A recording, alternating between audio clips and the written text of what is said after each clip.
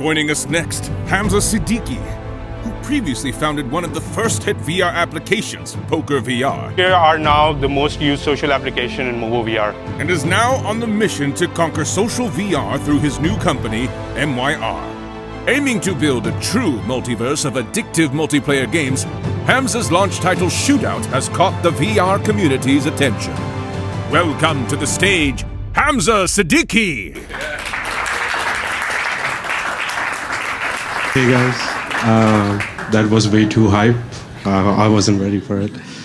So yeah, today I want to talk about like social VR. So social VR is just like one or two more people hanging out in VR. What do they do? So I got started back in 2014, so kind of like dinosaurs when it considers like VR is considered. And back then I remember just playing a very primitive demo from Oculus back when they were in Irvine in LA. There's 20 people of two players playing ping pong with each other. And for whatever reason, I walked away from that demo feeling like this is going to be the best way to hang out, period, of any technological platform.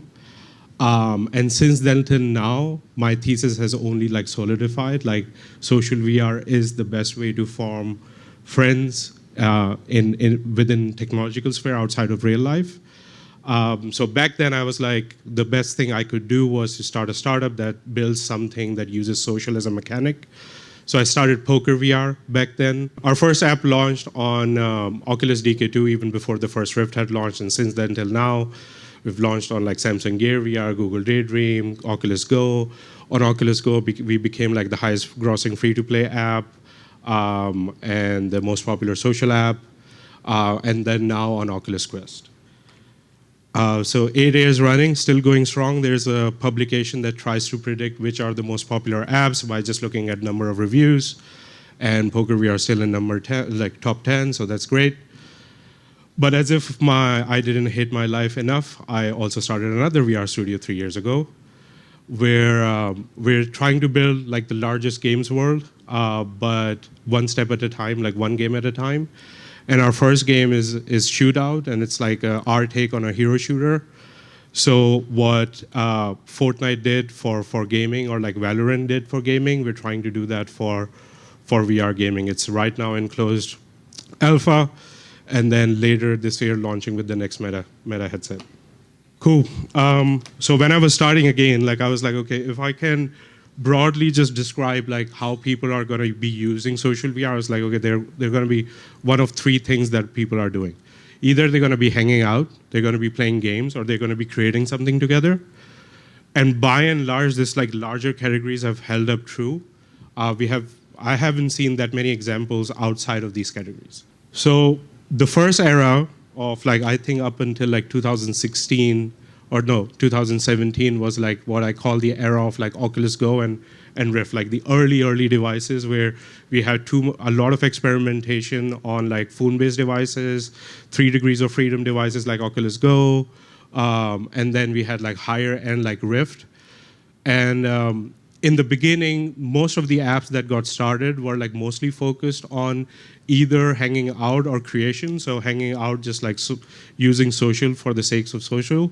So Allspace, VTime, Big Screen were like big hanging out apps. VR Chat, Rec Room combined hanging out with like also creation.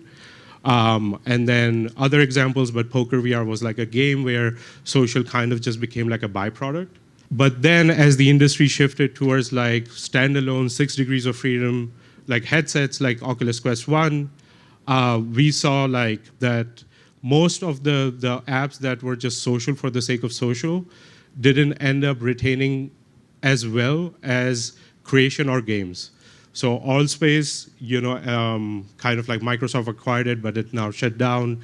VTime, which was big on Oculus Go, is not there anymore. Big Screen is still going strong, but they've kind of combined creation. But then creation became like much larger. So VR Chat blew up, Rec Room blew up, Meta Horizons launched, I think, around the same time. But what was more interesting that was started happening was like there was like way more games that were just launching as games.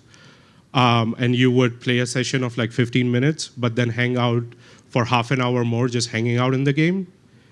And this is a trend that I've seen like continue into Oculus Quest 2, which is like now it's mostly like socialization that's happening in consumer social VR is happening mostly through games.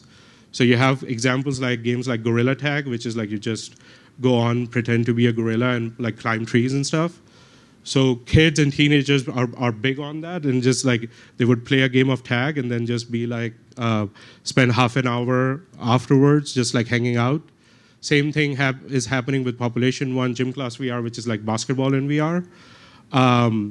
But what's interesting here is like the industry is kind of like transitioning away from social. Definitely social for the sake of social hasn't worked, and it's not working.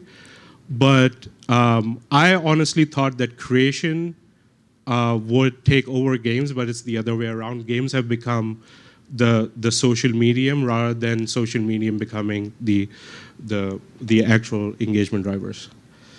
So apart from just this is like Meta's itself data of how they track how many titles have made more than $1 million in revenue just on their Quest store.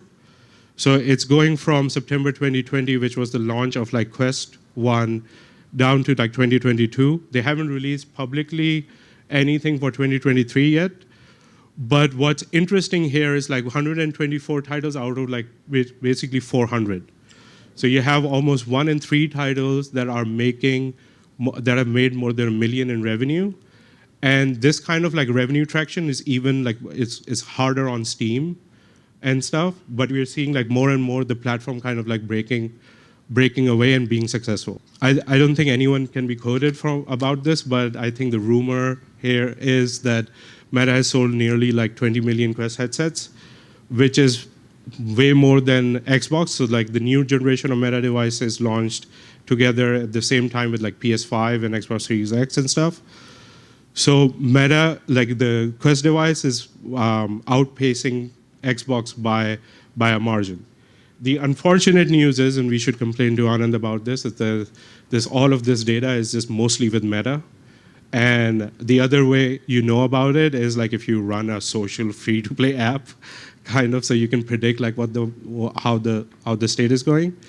But yeah, so like from where I'm sitting, where I've been sitting, like I'm even more bullish on social VR as a medium. But that just like VR has been on a very positive upward trajectory of becoming the next big gaming console. So yeah, if you want to talk more about social VR, this was very oversimplified, is of like last 8 years. But if you want to talk more about social VR or anything related to it, I'll be around. Thank you.